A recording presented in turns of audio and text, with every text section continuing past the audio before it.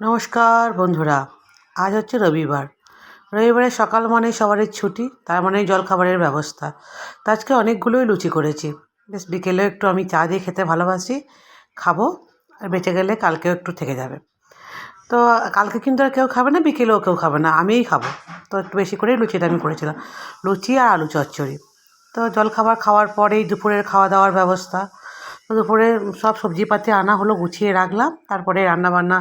আর এই রান্নাবান্না কাটাটা আজকে ভিডিও করা হয়নি, অনেক কাজের হড়বড়ি ছিল।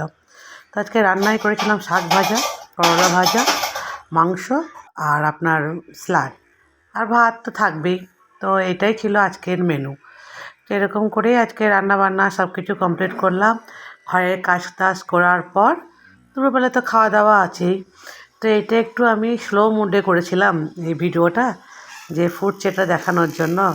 তো এটা একটা আমার এরকমই ছিল, মানে জাস্ট এটা একটা এমনি এমনিই করে ফেলেছিলাম। কেমন লাগলো বন্ধুরা আজকের ব্লগটা? এরকমভাবেই কাটলো আমার রবিবারের দিনটা। টাটা।